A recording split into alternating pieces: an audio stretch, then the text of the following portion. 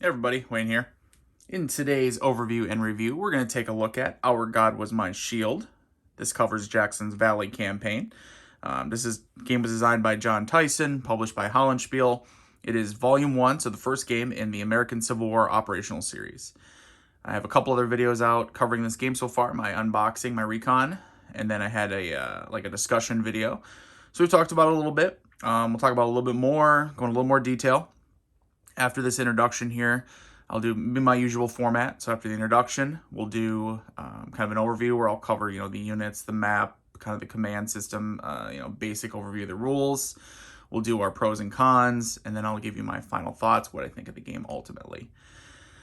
This one is, as I've mentioned in my other videos, related to, it is not the same as, but is related to John Theissen's 3 other games, operational level, operational scope, American Civil War games from Hollandspiele, so you can check those out as well. I'll throw up some pictures for you guys, so you guys can kind of see what I'm talking about.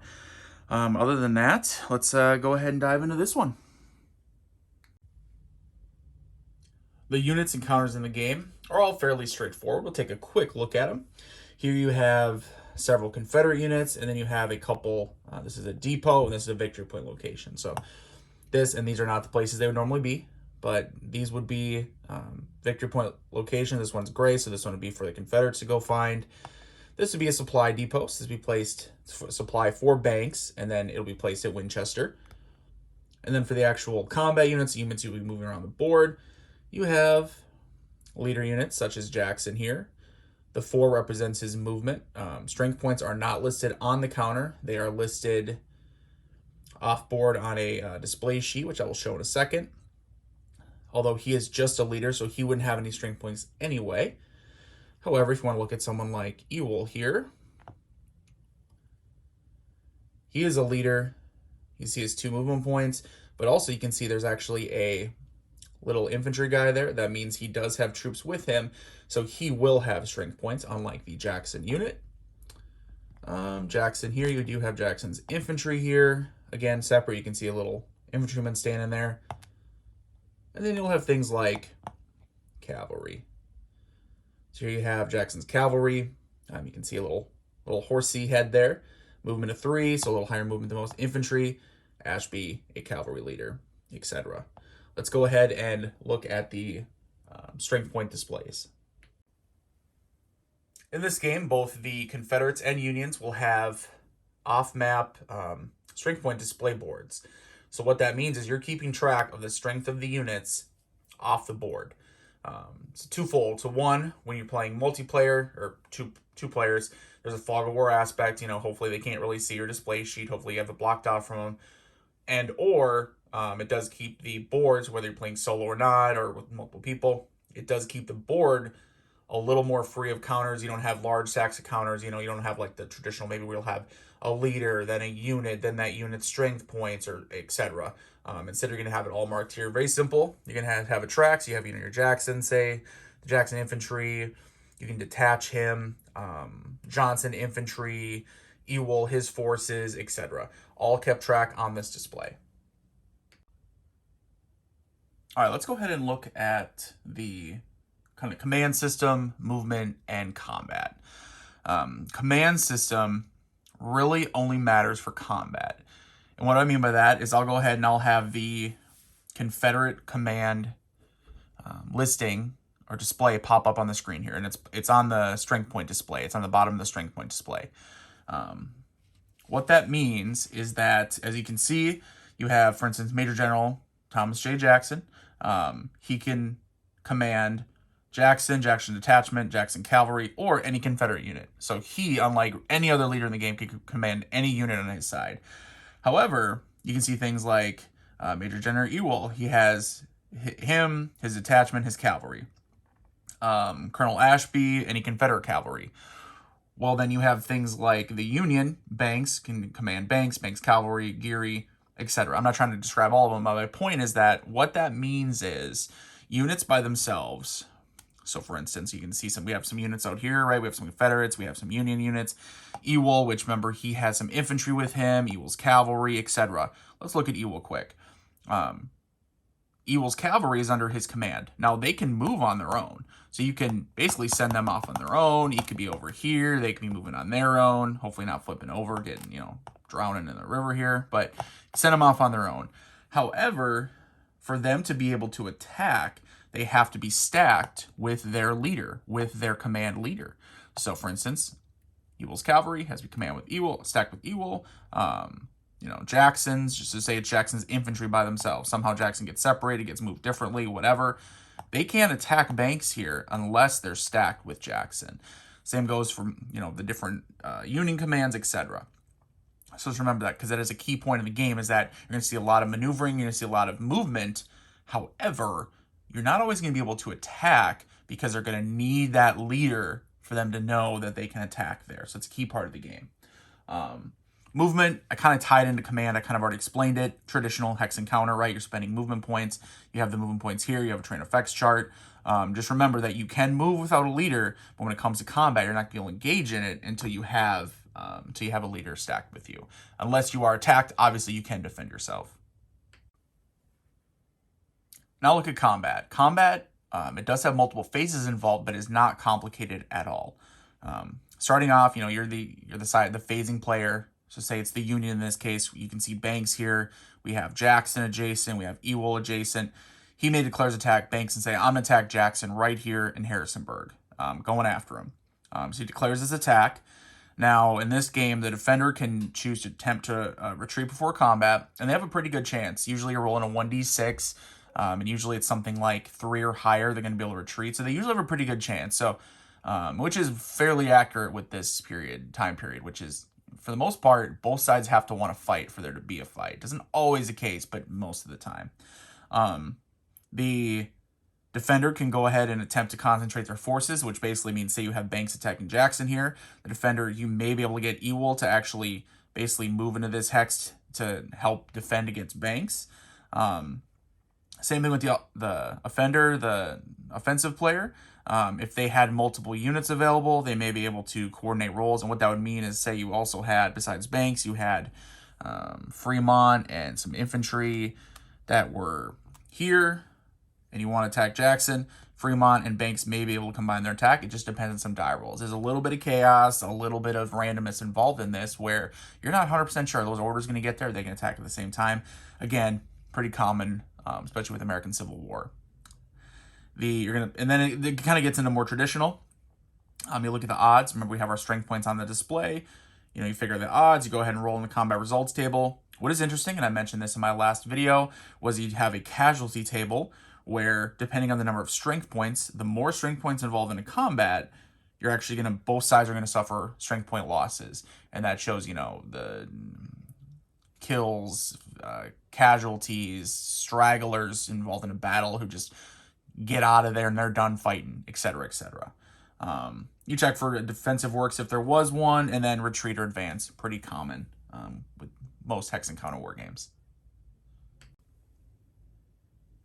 One of the aspects of this game that separates it from a lot of other hex encounter games are the cards.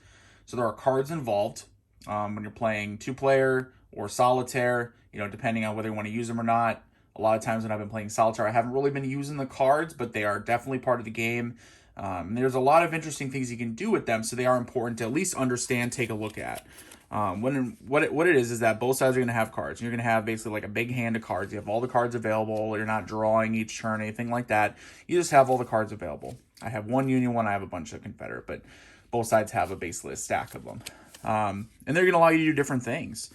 So it could be things like, hey, you play your card for forced march, add 1 to movement allowance to unit or stack, may attack normally. This would be something that in the game, traditionally, if you're doing a regular march, you have your regular movement points, you can attack at the end of your turn when it's the appropriate phase. If you're doing a forced march, normally you double your movement points, but you can't begin or become adjacent to or end adjacent to an enemy force. Again, pretty common in most games. Something like this card, you can kind of simulate that. You can move a little more. You can attack from a march, move their double movement allowance, and attack at half strength. Interesting. Modern War, Ancient Tactics. Add 1 to opponent attacker's casualty total if attacked through an entrenchment hex side. So you see something like over here at Strasbourg, there's an entrenchment hex side. You get attacked there. You may play that one, which, yep, that's a Union one. So generally in some of the things, you'll have the Union starting in Strasbourg, Banks. If he gets attacked, you go ahead and do that. You're going to add an extra casualty to the Confederate force that's attacking him, etc., etc. So different cards, Blinkers, Stragglers, etc. Different cards and have different effects on the game. Again, when I play Solitaire, I really haven't been playing with the cards, but they are a really nice little component of the game, especially if we're going to be playing two-player. I would say for sure use them then, absolutely. And you can still use them Solitaire because there are some nice things that can help either side, maybe just play, the best your ability. But I just wanted to make sure to cover them so you guys at least knew that the cards were part of the game. All right, you guys have gotten a pretty good idea of the gameplay, right? So in this game, depending on the side, you have your different goals, and we're going to cover those quick. Gameplay in this one, a lot of moving around. What you're looking for at the very end to determine a victor is whoever has the most victory points. Simple, right? Well, how do you figure out victory points? Again, actually pretty simple. As forces are moving around, you're going to see things like, let me go ahead and kind of rotate the camera a little bit for you guys so you guys can see. I covered them earlier, but you're keeping track of victory points. And you can see you have hexes where you have victory point markers on there. And there's going to be some for, sorry about that. There's going to be some for the Confederates and some for the Union. Each time you capture one, you gain those victory points. For the Confederates, as soon as you capture, so say Front Royal, Winchester, Martinsburg, as soon as you get them, you get those victory points and you get them permanently. If you're the Union, you do have victory point spots, Front Royal, Winchester, etc. However, when the Confederates take that spot, you actually lose it, and so you lose those victory points. You have to make sure you get them back before the scenario is going to end. You also gain victory points when you engage in combat, and if the opposing force is either eliminated or disrupted, and then depending on how many SPs they have that were disrupted, you actually gain victory points from that. So basically, winning a combat, and again, I say that because most times you're going to suffer casualties. Both sides are going to suffer casualties. You're wearing down your forces the more fighting you do. But ultimately, if you're able to get an advantage and you're able to hurt the other side, get them disrupted maybe, or actually eliminate some SPs, whatever, and you do not have that result, you're going to gain victory points from that. At the very end of the scenario, whatever that time frame is, whoever has the most victory points is going to be the victor. All right, I think we covered everything. Let's go on to my pros and cons, and then we will give my final thoughts. All right, time for my pros and cons. My usual deal, I'm going to do the cons first, the things I didn't like or maybe were a little more questionable, and then I'll cover my pros. So first con, the game, I would say the game, and keep in mind, this is the first game in this series, so it's I'm talking about a game, and then kind of I'm talking about the series as well a little bit. My review is of this particular game, but there's definitely aspects of the series I'm talking about here. It's definitely designed to really shine as a two-player experience, primarily due to the fog of war and the cards. What I mean by that is that the rules, mention, hey, moving forces, you may flip them upside down so that they have a blank backside. You can see it's Confederate unit, but you don't know exactly who it is or what they're up to. That combined with the focus on maneuvering and the cards, right? Playing cards, if you never know what opponent your card would play, definitely puts a focus on this as a two-player game. Then we look at the combat. And I don't know if this is necessarily really a con. This is just an observation. There's not a lot of combat. If you're someone who's looking for a war game, and hey, war's in the name, right? You may look at it and say, well, war, I want fighting. I want constant fighting. Hey, pick up a game where it's tactical level, right? So you have your forces arrayed and there's going to be a battle because that's what you're simulating. Well, in this, you're not simulating a battle. You're simulating the campaign. The campaign historically had battles, not a million battles, right? But it had a few. This game, you're going to have as many battles as you want, you and your opponent basically both agree on type of thing. Because otherwise there's going to be a lot of moving your units around, trying to get into a good position, advantageous to you, disadvantageous to them. And then finally, I just want to talk about the map. It's a little bare bones. I do not have a problem with it. I actually like it, and the more I play, the more I enjoyed it. The more I enjoyed how simple it is to read. You know, the terrain. You got clear terrain. You got your mountain terrain. You got your forest. Like, it's pretty clear. You know, you got your basically like streams and major river. It's all very clear, easy to read. I had no problems figuring the terrain at all. Sometimes with a busier map, that can be the downside of it, right? Is maybe it stands out more, but then you struggle sometimes with, wait, what's the terrain I'm on? This one, I would say no issues with that. But yeah, when you first look at it, you know, very subdued colors, you know, not a ton of fancy terrain. It's not going to stand out. It just looks a little bare bones. So, all right, those were my cons. Let's look at my pros. Despite the many fog of war aspects, you know, talk about the back of counters, keeping track of strength points off the map, the cards, etc. You can still play it solitaire, and I think it feels like you're simulating the Valley campaign. So that's what I've done. I play my game solitaire. This is a solo war game channel. I've had no problems playing it solo. I'm going to keep playing it. I'm keeping this game.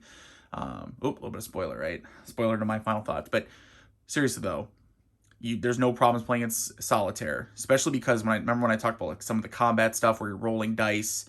And there's something actually I don't think I covered, which is actually at the beginning of turns when you're looking at your units, you actually, in this particular game, you make what's called a caution and uncertainty roll, which determines whether you actually even can engage in combat or at least attack that turn. If you roll poorly, yeah, you're not even going to be fighting that turn. At least you're not going to be on the offensive. So definitely you're able to play it solitaire. Same thing, kind of what I was just saying. Some of the aspects of the design, the chrome of the game design, with this game in particular, I think it gives a good, solid Valley campaign feel. The potential for the fog of war, which you may or may not use solitaire, okay, but also just the maneuvering, right? Having kind of just a few counters on the map, and you have this big map to maneuver around in.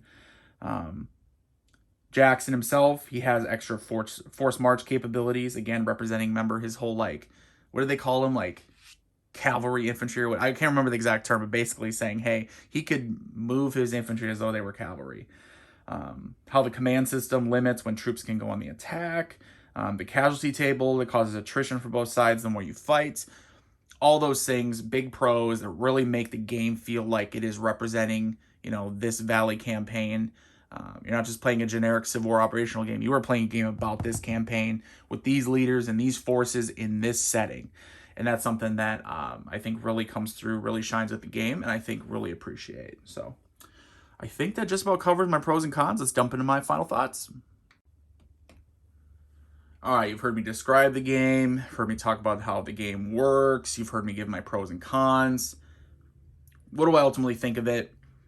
I think this game is a really good counterpoint to something like the great campaigns of the American Civil War.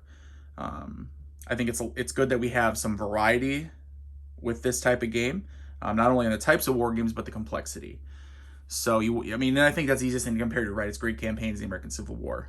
I think that this series has potential to be that counterpoint.